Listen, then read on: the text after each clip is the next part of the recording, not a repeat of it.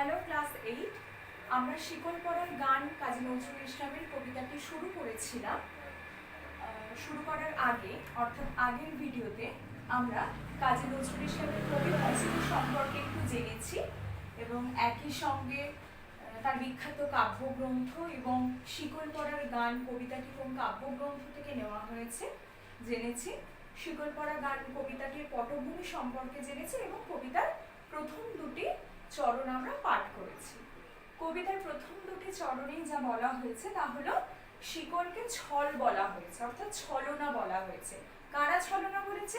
পরাধীন ভারতবর্ষের স্বাধীনতা কামী, যারা স্বাধীনতা চাইছেন, অর্থাৎ বিপ্লবী স্বাধীনতা কামী মানুষেরা ইংরেজদের শাসনের নামে পড়ানো শিকলকে ছলনা বা ছল বলে ঘোষণা করছে। একই সঙ্গে পরাধীন ভারতবর্ষের এই ছলনাকে বা ছলকে বিপ্লবের দ্বারা যে বিকল করবে তাও কিন্তু দৃঢ় প্রতিজ্ঞভাবে বলছে। অর্থাৎ শিকল পড়ার গান কবিতাটির প্রথম অংশে শিকলকে ছল বা ছলনা বলা হয়েছে এবং পরাধীন ভারতবর্ষের যে সাধারণ মানুষ যারা স্বাধীনতা চাইছে, যারা ইংরেজদের শাসন অত্যাচার শোষণকে মেনে নিতে পারছে না, ক্রমাগত নিপীড়িত হচ্ছে, অত্যাচারিত হচ্ছে, সেই ভারতবাসী, পরাধীন ভারতবাসী এই ছলনাকে বিপ্লবের দ্বারা বিকল করার জন্য দৃঢ় প্রতিজ্ঞ যে তারা বিকল করবে। এরপরে কবিতার পরবর্তী অংশ। তোদের বন্ধ কারায় আশা মোদের বন্দি হতে নয়, ওরে ক্ষয় করতে আশা মোদের সবার বাঁধন ভয়। এই বাঁধন পরে বাঁধন ভয়কে করব মোরা জয়, এই শিকল বাঁধা পা নয় এ শিকল ভাঙা কর। অর্থাৎ ব্রিটিশ রাজশক্তি ভারতীয়দের শাসনের নামে যে ক্রমাগত শোষণ করে চলেছে, পদে পদে যে লাঞ্ছিত করছে, অত্যাচারিত করছে, অপমানিত করছে, পরাধীন ভারতবর্ষের মানুষের স্বাধীনতাকে হরণ করছে বা স্বাধীনতাকে যে কেড়ে নিচ্ছে, তারা মূলত তাদের কথা বলা হয়েছে, যারা বিপ্লবের কথা বলেছে। অর্থাৎ আন্দোলন, যারা বিপ্লব করেন, আন্দোলন করেন, তাদেরকেই শৃঙ্খলিত অর্থাৎ শিকলের মাধ্যমে জীবন কাটাতে হয়েছে। পরাধীন ভারতবর্ষে যে সমস্ত মানুষ এই ছলনাকে ভাঙার চেষ্টা করছে, শিকলের ছলনাকে, বা এই অত্যাচারী ইংরেজদের শাসনের বিরুদ্ধে বিদ্রোহ ঘোষণা করছে, বিপ্লব করছে, তাদেরকেই মূলত শিকল পরিয়ে ইংরেজ শাসকরা কারাগারে, লোহার কারাগারে বন্দি করে রাখছে এবং তারা কারাগারে বন্দি জীবন কাটাতে বাধ্য হচ্ছে। এবং যখন ক্রমাগত এইভাবে দেশের বিপ্লবী মানুষদের কারাগারে শিকল পরিয়ে বন্দি করা হচ্ছে, যার ফলে এক সময় কারাগার পরিপূর্ণ হয়ে যাচ্ছে কাদের না সেই বিপ্লবী স্বাধীনতাকামী পরাধীন মানুষদের ভিড়ে সেই কারাগার পরিপূর্ণ হয়ে যাচ্ছে এবং পরিপূর্ণ হয়ে যাওয়ার ফলে দেখা যাচ্ছে যে ইংরেজদের যে কারাগার, সেখানে এই বিপ্লবী যারা রয়েছে শিকল পরানো, তাদের আন্দোলনকে স্তব্ধ করার চেষ্টা করা হচ্ছে। কিন্তু কবি বলতে চেয়েছেন এই যে ইংরেজ সরকার ক্রমাগত দেশের বিপ্লবী, দেশের স্বাধীনতাকামী, দেশের পরাধীন মানুষদেরকে স্বাধীনতার নামে বা শাসনের নামে, শোষণের নামে যে ক্রমাগত অত্যাচার করছে, শিকল পরাচ্ছে, দেশের সাধারণ মানুষের কাছে অর্থাৎ পরাধীন ভারতবর্ষের মানুষের কাছে এই শিকল আসলে শিকল ভাঙার গান। অর্থাৎ তারা শিকল পরবে এবং শিকল পরার মাধ্যমে শিকলকে ভেঙে দেশকে স্বাধীনতার দিকে এগিয়ে নিয়ে যাবে, স্বাধীনতার পথে নিজেদেরকে উদ্বুদ্ধ করবে। তোমরা বন্ধ ঘরের বন্ধনীতে করছো বিশ্বগ্রাস, আর ত্রাস দেখিয়ে করবে ভাবছো বিধির শক্তিহাস। সেই ভয় দেখানো ভূতের মোরা করব সর্বনাশ, এবার আনবো মাভৈ বিজয় মন্ত্র বলহীনের বল।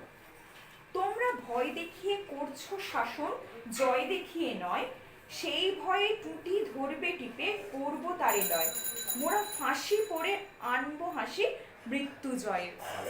অর্থাৎ এই পংক্তিগুলিতে কবি বলতে চেয়েছে বিদেশি সরকার কি ভেবেছে? বিদেশি সরকার ভেবেছে তাদের শাসনের মাধ্যমে, শোষণের মাধ্যমে দেশের সাধারণ মানুষকে ভয় দেখাতে, ভয় দেখিয়ে কি করবে?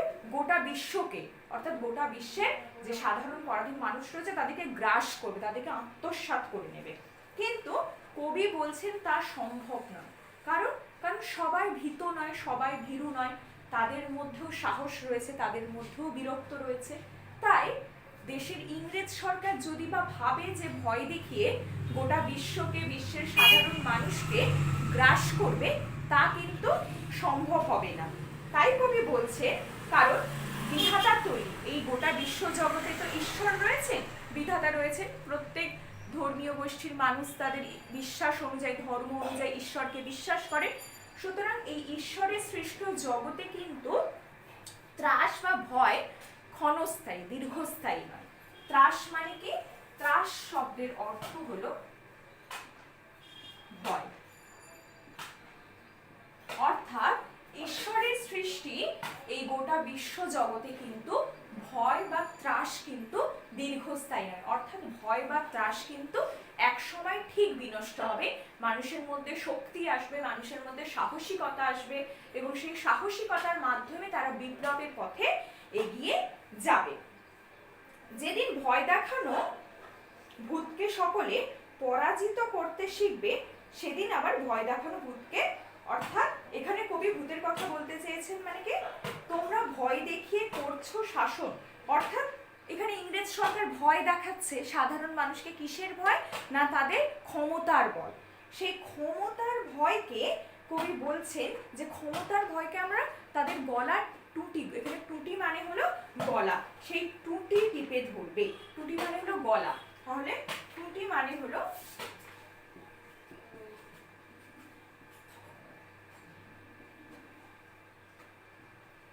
গলা। অর্থাৎ যে মানুষ ভয় পাবে, সেই ভয়কে প্রতিহত করার জন্য, ভয়কে দূর করার জন্য তার গলা অর্থাৎ টুটি টিপে ধরবে। অর্থাৎ তাই বলছে, কবি বলছে যে যারা ভয় দেখায়, অর্থাৎ ভয় দেখানোকে এখানে ভূতের সঙ্গে তুলনা করা হয়েছে, একটা অশুভ শক্তি হিসেবে তুলনা করা হয়েছে। অর্থাৎ যেদিন ভয় দেখানো ভূতকে সকলে একসঙ্গে সমবেতভাবে পরাজিত করতে শিখবে, সেদিন কিন্তু কাউকেই আর কোনো বাঁধনে বেঁধে রাখা যাবে না। অর্থাৎ পরাধীন ভারতবর্ষের কোনো মানুষকেই কিন্তু ইংরেজ সরকার আর শিকল পরিয়ে, আর অত্যাচার করে লোহার কারাগারে বন্দি করে রাখতে পারবে না। কারণ তাদের মধ্যে যে ভয় ছিল, যে ভীতি ছিল, তা দূর হয়ে গেছে। সেই ভয়ের তারা গলা টিপে মেরে ফেলেছে। সেদিন যারা পরাধীন ভারতবর্ষেই যারা বলহীন, যারা দুর্বল, যারা সাধারণ মানুষ, তারা আত্মশক্তিতে মাভৈ মন্ত্র, মাভৈ মানে হলো যার ভয় নেই। তাহলে মাভৈ মানে হলো ভয় নেই। অর্থাৎ যখন সাধারণ মানুষ তাদের ভয়কে, নিজেদের ভয়কে গলা টিপে ধরবে বা নিজেদের ভয়কে পরাজিত করবে, তখন সাধারণ দুর্বল মানুষ নিজেদের আত্মশক্তিতে বলীয়ান হয়ে উঠবে, এবং আত্মশক্তিতে বলীয়ান হয়ে নিজেরাই নিজেদের কাছে কিসের মন্ত্রে দীক্ষিত হবে? যে না, আর ভয় নেই, আমরা আর ভয় করব না। অর্থাৎ ভয় না করার জন্য তারা ঝাঁপিয়ে পড়বে। কিসে ঝাঁপিয়ে পড়বে? পরাধীন ভারতবর্ষকে স্বাধীনতার পথে এগিয়ে নিয়ে যাওয়ার জন্য তারা ঝাঁপিয়ে পড়বে। ভারতীয়রা ভয়, যার ফলে তখন ভয়ের শাসনের অবসান ঘটবে, এবং বিপ্লবের পথে চলতে গিয়ে, অর্থাৎ যখনই ভয় কেটে যাবে, তখন বিপ্লবের পথে বা বিপ্লবকে আনার জন্য বা স্বাধীনতাকে আনার জন্য যখন সাধারণ মানুষকে মৃত্যুবরণ করতে হবে, এই যে লাইনটিতে বলা হয়েছে, মোরা ফাঁসি পড়ে আনবো হাসি, মৃত্যু জয়ের ফল। অর্থাৎ দেশকে স্বাধীনতা করার জন্য, দেশকে স্বাধীন করার জন্য বা দেশের স্বাধীনতা আনার জন্য যদি আমাদেরকে ফাঁসি পড়ে মৃত্যুও হয়, ফাঁসি পড়ে যদি মৃত্যুবরণও করতে হয়, তবুও আমরা সেই মৃত্যুটাকে বরণ করে নেব, সেই মৃত্যুটাকে আমরা হাসি মুখে গ্রহণ করব। অর্থাৎ কবিতার এই অংশটিতে কবি বলতে চেয়েছে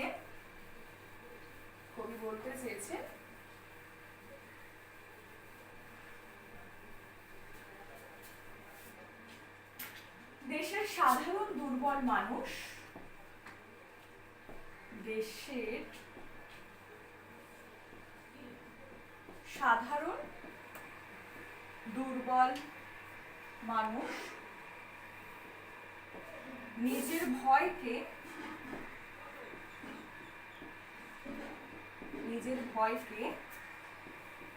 জয় করে দেশে স্বাধীনতা আনবে এবং তার জন্য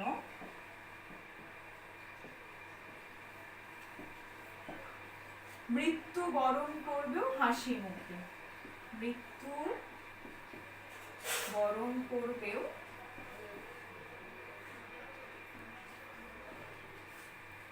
হাসি মুখে।